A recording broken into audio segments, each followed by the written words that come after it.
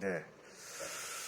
요즘은 자동차의 기능이 획기적으로 좋아졌습니다. 음향 시스템이 좋아져서 마치 차 안에서 음악을 들으면 음악회에서 음악을 듣는 것 같습니다. 또 영상 시스템도 좋아져서 차 안에서 동영상이나 영화 시청도 가능합니다. 또 의자 구조도 좋아져서 편히 누워서 쉴 수도 있습니다.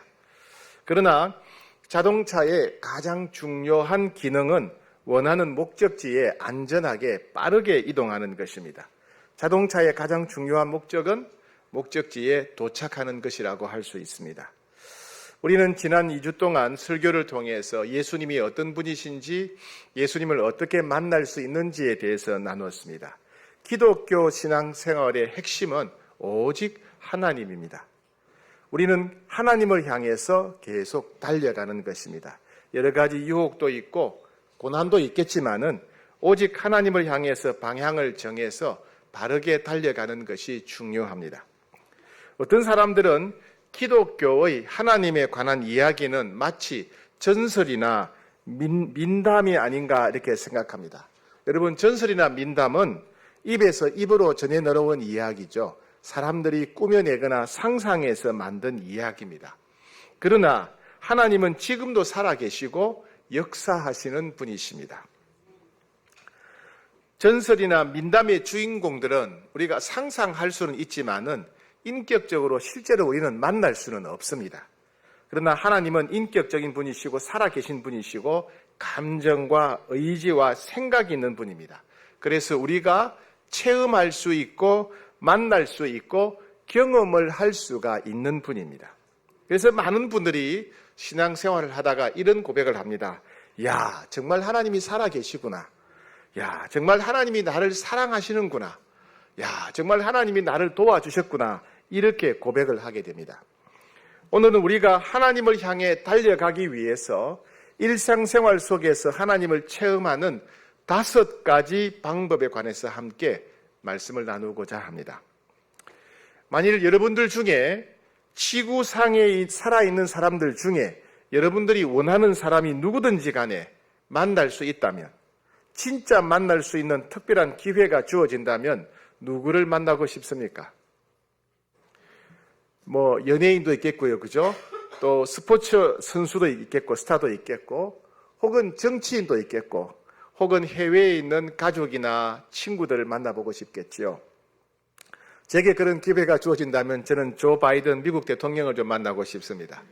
미국 대통령과 대화를 하고 싶습니다. 미국 경제에 관해서, 관세 정책에 관해서, 또 교육 정책, 국방 정책에 관해서, 한미 방위 협약에 관해서 이야기를 좀 나눠보고 싶습니다.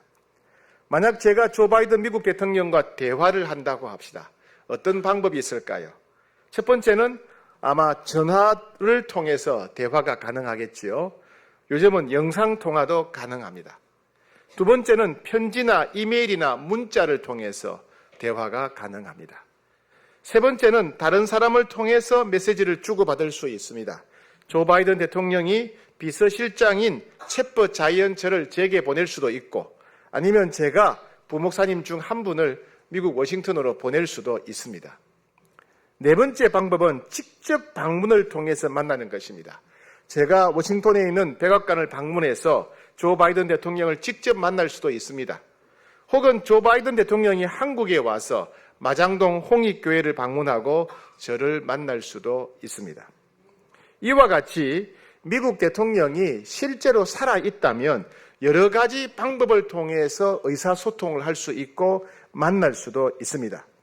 마찬가지로 하나님도 살아계신 분이시기 때문에 우리는 여러 가지 방법으로 의사소통을 할 수 있고 또 만나고 체험할 수 있습니다. 우리는 그 다양한 방법, 하나님을 만나는 다양한 방법 중에 5가지 정도만 집중적으로 한번 생각해 보고자 합니다. 하나님을 체험하는 첫 번째 길은 성경입니다. 여러분, 주변의 기독교인들의 모습을 가만히 보면 성경을 항상 손에 들고 다니거나 핸드폰이나 인터넷을 통해서 성경을 읽는 모습을 종종 보셨으리라 생각이 됩니다. 하나님이 살아계시고 역사하신다는 것을 경험할 수 있는 가장 쉬운 길은 성경입니다. 근데 많은 사람들이 성경에 대해서 자기 나름대로 해석을 하고 오해를 합니다. 성경은 1500년 동안 40여 명의 사람들이 기록했습니다. 그런데 그 성경을 기록한 모든 사람들에게 하나님의 영감, 성령이 감동을 주셔서 기록하게 하신 것입니다. 그렇다면 성경의 진짜 저자는 하나님이라고 할 수 있습니다. 그래서 우리는 1차적으로 성경을 통해서 하나님에 관한 많은 지식을 얻을 수가 있습니다. 하나님께서 세상을 만드신 이야기, 하나님을 만났던 수많은 사람들의 경험담 이야기, 그리고 하나님이 어떤 분이신지, 하나님은 어떤 일을 어떻게 하시는지, 어떤 말씀을 하셨는지 우리가 볼 수 있습니다. 그런데 예수님을 믿고 예수님을 마음속에 모시고 살아가는 사람들은 성경을 통해서 나에게 찾아오시는 하나님을 만날 수가 있습니다. 성경을 읽거나 묵상하면서 나에게 말씀하시는 하나님의 음성을 들을 수가 있습니다. 이전에는 지식과 정보만 주는 성경이었는데 이제는 성경을 통해서 나에게 개인적으로 말씀하시는 하나님의 음성을 들을 수 있습니다. 그래서 우리는 중요한 결정을 내려야 될 때, 어디로 가야 될지 모를 때, 무엇을 선택해야 될지 모를 때 하나님의 도우심을 받을 수가 있습니다. 내 마음이 힘들고 괴로울 때 하나님은 성경을 통해서 우리를 위로해 주시고 치료해 주시고 우리 마음을 회복시켜 주십니다. 때로 성경을 통해서 우리는 하나님의 마음이 어떠하신지, 하나님의 뜻이 무엇인지 깨달아 알게 되기도 합니다. 그래서 많은 분들이 성경을 읽으면서 야, 정말 하나님 살아계시구나, 야, 하나님이 나에게 이렇게 말씀하셨구나 하는 그런 고백을 하게 됩니다. 우리는 성경을 통해서 하나님은 살아계시고 지금도 역사하고 계시고 우리를 만나 주신다는 것을 누구나 경험하고 체험할 수 있습니다. 그래서 성경을 가까이 할수록 하나님을 더 많이 경험하게 됩니다. 또 성경을 더 가까이 할수록 하나님과 더욱 친밀한 관계를 누릴 수가 있습니다. 그러니 여러분, 성경을 가까이 하시기를 축복합니다. 하나님을 체험하는 두 번째 길은요, 기도입니다. 여러분, 놀랍게도 하나님은 우리의 목소리를 알아들으십니다. 하나님은 한국어를 알아들으세요. 예, 심지어 내가 입술로 하는 소리뿐 아니라 마음속으로 생각하는 소리도 다 알아들으십니다.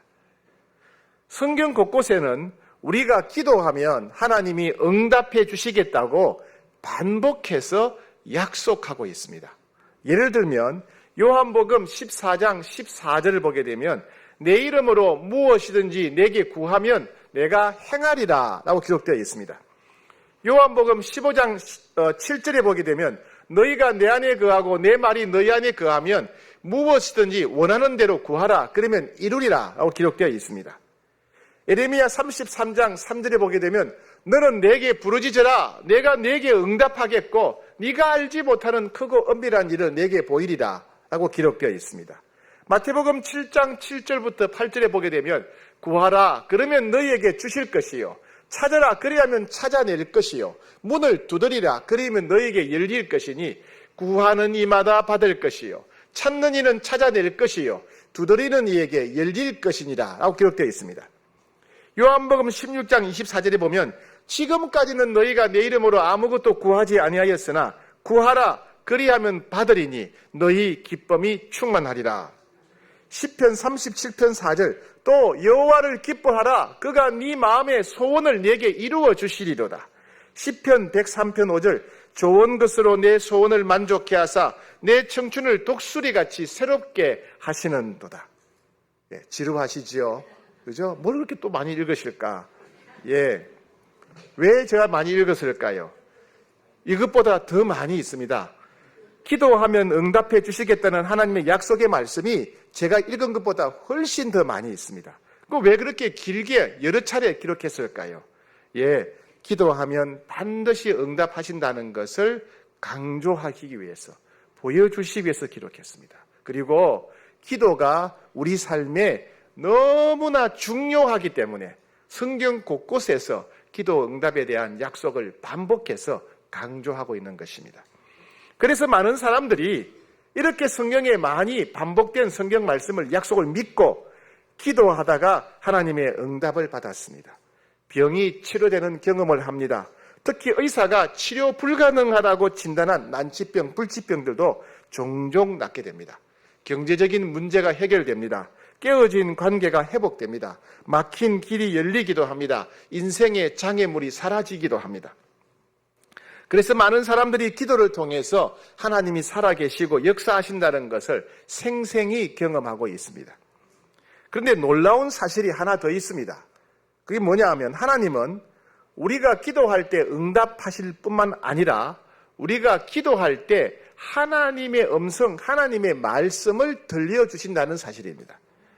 그래서 우리는 기도할 때 무엇을 얻고자 할 때 기도할 수도 있지만은 단지 하나님을 만나기 위해서 하나님의 음성을 듣고 하나님과 대화하기 위해서도 기도가 매우 중요합니다. 많은 사람들이 기도를 통해서 하나님과 대화하기도 합니다. 중요한 결정을 내려야 될 때 어떻게 결정해야 될지 모를 때 기도를 통해서 우리를 도우시는 하나님의 마음과 뜻을 깨달아 알게 되기도 합니다. 그래서 많은 사람들이 기도를 통해서 하나님을 체험하고 경험하고 있습니다. 어떤 분은 이렇게 질문할지 모르겠습니다. 목사님, 저는 교회 나온 지 얼마 안 되고 성경도 잘 모르는데 하나님이 저도 만나 주실까요? 이런 질문을 하시는 분이 있을지 모르겠습니다. 예, 여러분 그렇습니다. 보통 사람은 100년 동안 산속에 들어가서 돌을 닦아도 하나님 못 만납니다. 그러나 마음속에 예수님을 초청하고 죄 용서받은 하나님의 자녀들은 누구든지 기도하면 응답받을 수 있습니다. 하나님이 약속을 하셨어요. 예레미야 29장 13절에서 너희가 전심으로 나를 찾고 찾으면 만나리라. 너희가 전심으로 찾고 찾으면 만나리라. 사람의 말이라면 거짓말이 있을 수 있고 잘 몰라서 실수할 수도 있습니다. 그러나 거짓이 없고 항상 진실하고 완전하신 하나님의 약속입니다. 너희가 전심으로 나를 찾고 찾으면 만나리라. 너희가 전심으로 나를 찾으면 내가 반드시 너희를 만나 주겠다라고 하는 약속의 말씀입니다. 여러분, 기도를 통해서 답답하고 힘든 인생의 괴로운 문제가 해결되기를 축복합니다. 기도를 통해서 하나님을 만나고 체험하는 복을 누리시기를 축복합니다. 하나님을 체험하는 세 번째 길은 성도의 교제입니다. 여러분, 작은 불꽃이 모이면 큰 불이 됩니다. 예수님을 만난 한 사람은 작은 불꽃에 비유할 수가 있습니다. 그런데 예수님을 만난 사람이 한 사람 한 사람 더 모이게 되면 큰 불길이 될 수 있습니다. 하나님을 만난 사람들이 모여서 각자가 경험한 하나님에 관한 이야기를 나누면 서로에게 큰 감동이 되고 힘이 됩니다. 각자가 성경을 읽거나 설교를 듣다가 들은 하나님의 말씀을 서로 나누면 모두의 마음이 뜨거워집니다. 야, 하나님이 저렇게 말씀하시는구나. 나도 하나님의 말씀을 들었으면 좋겠다. 이런 기대감, 소원이 생깁니다. 각자가 기도 응답받은 이야기를 서로 나누게 되면 하나님의 응답과 역사에 대해서 확실히 깨달아 알게 됩니다. 나도 간절히 기도하면 저분처럼 하나님의 응답을 받을 수 있겠구나. 그런 확신, 믿음이 생기게 됩니다. 이와 같이 성도의 교제는 하나님을 더 깊이 경험하도록 우리를 도와줍니다. 예수님을 믿는 성도들이 모여서 서로 사랑하고 섬기는 경험을 하게 되면 우리는 우리 안에서 하나님의 사랑이 피부에 와닿게 느껴집니다. 때로 우리가 부족하고 미성숙하지만 서로 이해하고 서로 오래 참고 서로 용서하는 경험을 통해서 하나님의 사랑의 새로운 측면을 우리가 맛보게 됩니다. 또 하나 중요한 것은 많은 분들이 성도의 교제를 통해서 삶이 행복해진다는 사실입니다. 성도의 교제를 통해서 서로 마음을 나누고 삶을 나누다 보니까 이전에 맛보지 못했던 기쁨과 평강을 누리게 됩니다. 그냥 예배에만 참석한다면 이런 경험을 절대로 할 수가 없습니다. 홍익교회는 3명에서 4명, 8명 성도들이 매주 모여서 서로 삶을 나누고 마음을 나누는 사랑방이라고 하는 모임이 있습니다. 이 사랑방을 여러분들에게 꼭 추천하고 싶습니다. 많은 분들이 사랑방을 통해서 아름다운 사랑과 인생의 기쁨을 새롭게 맛보고 있습니다. 어떤 분은 제게 이렇게 말합니다. 목사님, 사랑방 때문에 제 인생이 행복해졌습니다. 어떤 성도님은 목사님, 사랑방 때문에 천국이 얼마나 아름답고 좋은 곳인지 미리 맛보게 되었습니다. 이렇게 고백하십니다.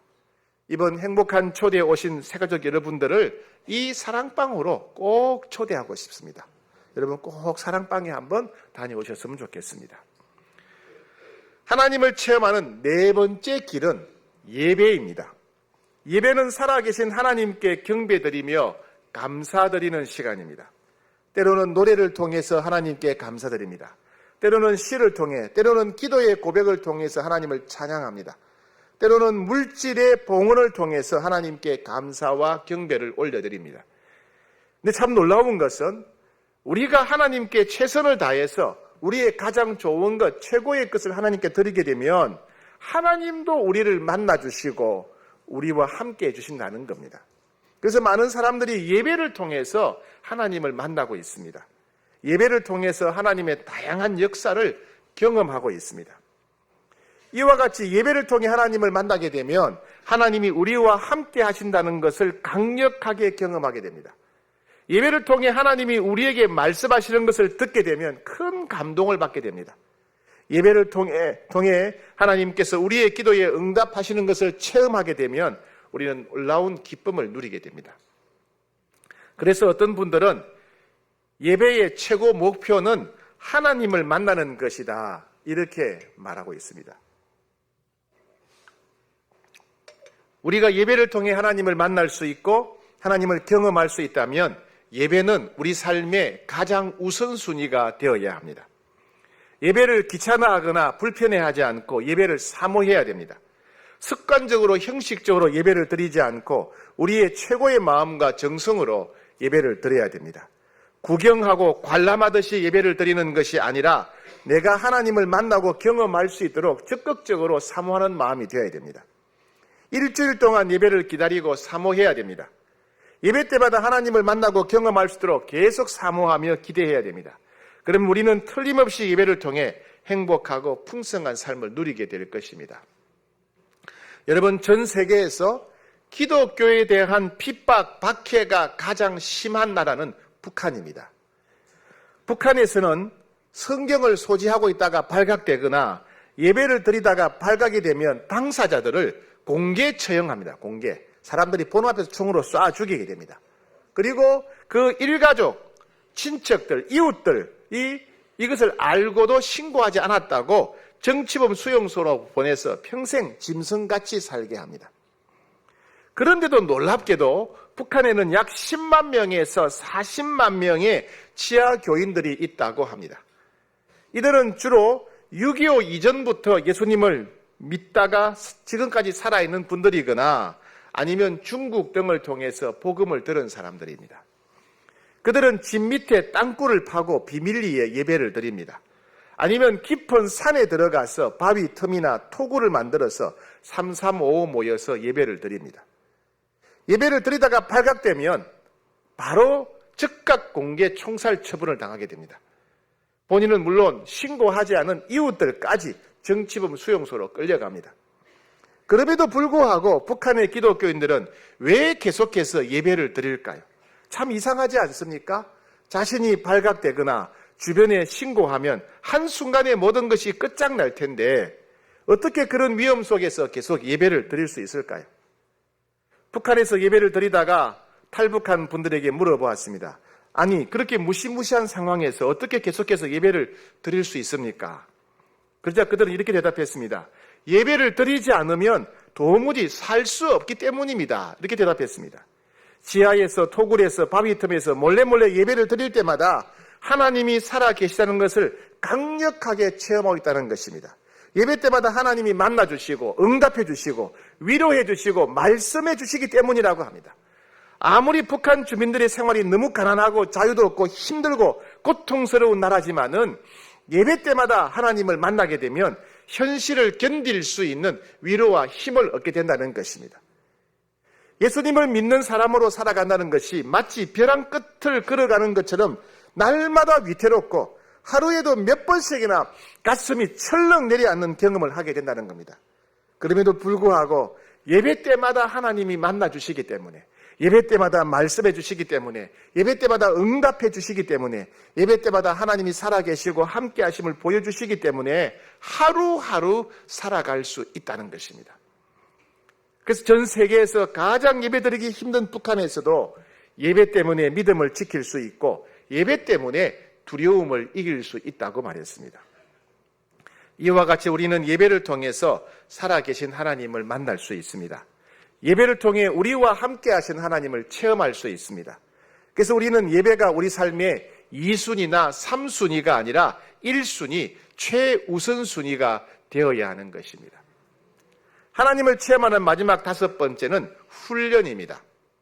우리는 일상생활에서 훈련의 중요성을 종종 경험하게 됩니다. 어떤 분이 회갑이 되어서 친구들을 초청해서 식사를 했습니다.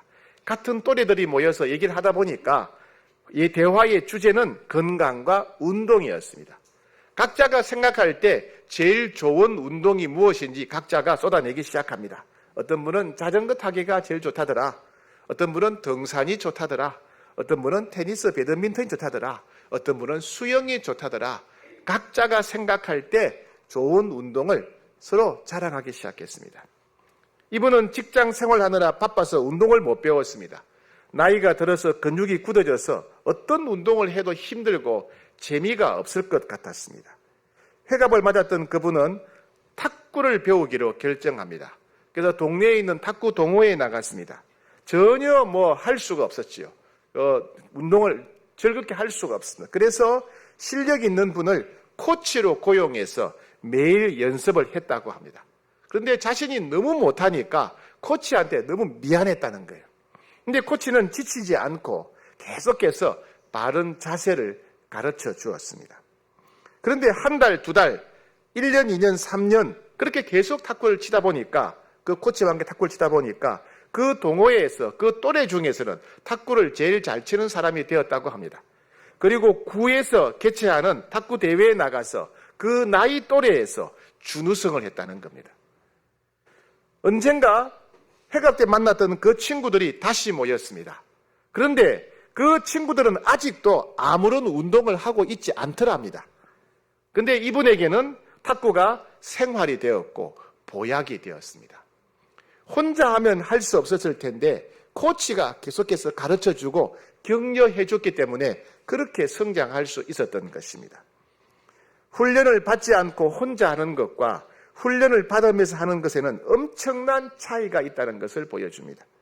여러분, 신앙생활도 마찬가지입니다. 그냥 혼자 왔다 갔다 하면서 신앙생활을 하게 되면 자기 딴에는 많은 것을 알고 있는 것 같고 자기가 변한 것 같지만은 사실은 언제나 그 자리인 경우가 많습니다. 아무리 들여다보아도 믿겨지지 않고 아무리 애써도 아무런 체험이 없습니다. 그러나 훈련을 받게 되면 믿음의 눈이 열리게 됩니다. 훈련을 받으면 하나님을 더 깊이, 더 강력하게 체험할 수 있게 됩니다. 저희 홍익교회는 여러 가지 훈련 프로그램이 있습니다. 처음 교회에 등록하게 되면 새가족 교육이 있고요. 그 다음에는 1:1 양육이 있습니다. 그 다음에는 제자훈련과 사역훈련이 있습니다. 여름과 겨울에는 장년부 성경학교가 있습니다. 이런 훈련 과정을 통해서 우리 믿음이 열리게 되고 하나님을 더 깊이 체험하고 경험하게 됩니다. 또 함께 훈련받는 분들과의 교제를 통해서 하나님의 사랑과 도우심을 더 풍성하게 경험하게 됩니다. 여러분, 사람은 자기가 선택한 만큼 행복해질 수 있습니다. 어느 한 TV 기자가 지하철을 타고 지하철에 있는 승객들에게 질문을 했습니다. 지금까지 살아오면서 당신이 내린 결정 중에 최고의 결정, 최고의 선택은 무엇입니까? 이렇게 물었다는 겁니다. 사람들은 제각기 답변을 했습니다. 어떤 분은 자기 남편을 만난 것이 최고의 선택이었다. 자기 아내를 만난 것이 최고의 선택이었다. 어떤 분은 금연, 담배를 끊기로 한 것이 최고의 선택이었다. 어떤 분은 금주, 술을 끊은 것 최고의 선택이었다. 어떤 분은 직장 생활을 하게 된 것이 선택이다. 어떤 분은 자녀를 낳기로 결정한 것이 최고의 선택이었다. 이런 분들이 있었습니다. 또 어떤 분은 보니까 핸드폰이라고 대답하는 분이 있었어요. 아니, 왜 핸드폰이 최고의 선택이냐 그랬더니 아내가 바가지 긁을 때 핸드폰이 피난처가 되고 위로가 되기 때문이다. 이렇게 답했다는 겁니다. 여러분, 지금까지 살아오면서 최고의 선택은 뭐였습니까? 만약 제게 최고의 선택이 뭐냐고 물으신다면 저는 살아계신 예수님을 믿기로 선택한 것이라고 대답하고 싶습니다. 저는 고등학교 때 불신 집안에서 태어나서 성경 공부를 하면서 예수님을 믿기로 결정하게 되었습니다. 예수님은 이 세상 무엇과도 바꿀 수 없는 존귀하고 보물보다 귀한 분입니다. 그래서 생명이신 예수님을 믿기로 선택한 것, 제 인생에 있어서 최고의 선택이라고 생각합니다. 예수님을 믿고 또 예수님을 마음속에 초청하기로 지난주에 결정하신 여러분 참 잘하셨습니다. 여러분들은 정말 최고의 결정을 하신 것입니다. 여러분 앞으로 어디를 가든지 예수님이 여러분들과 함께 하신다는 것을 경험하게 될 것입니다. 여러분 앞으로 무슨 일을 만나든지 하나님께서 여러분의 기도에 응답하는 것을, 여러분들을 도와주신다는 것을 경험하게 될 것입니다. 살아가면 살아갈수록 하나님을 믿기로 선택한 것이 최고의 선택이었구나. 내가 하나님을 선택하는 순간 행복의 문이 열리게 되었구나. 확실히 깨닫게 될 것입니다. 한 가지 이야기를 합니다. 미국의 유명한 배우 중에 콜린 에반스라고 하는 배우가 있습니다. 그 당시 미국의 최고의 배우였고 모든 남성들의 마음을 설레게 하는 그런 배우였습니다. 이 콜린 에반스가 미국 배우 중에서 최고의 인기를 누릴 때, 최고 아름답고 최고의 인기를 누릴 때 갑자기 이제 이 연예계를 떠나겠다, 할리우드를 떠나겠다고 선언하고 기자회견을 하게 되었습니다. 이렇게 말했습니다. 여러분, 저는 지금 사랑에 빠져 있습니다. 저는 지금 깊은 사랑에 빠져서 도무지 헤어나올 수가 없습니다.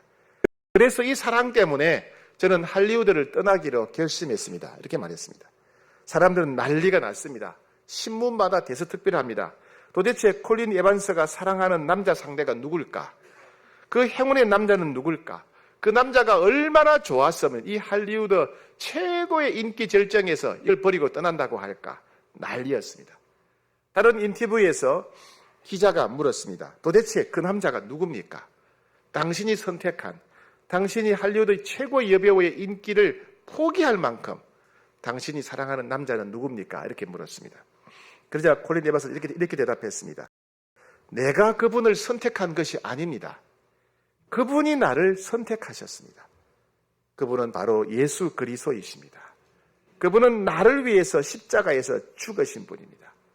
그분은 내게 상상도 할 수 없는 은혜를 빚을 내게 베풀어 주셨습니다. 그분이 제게 베풀어 주신 사랑의 빚을 갚기 위해서 아프리카 우간다에 선교사로 가기로 했습니다.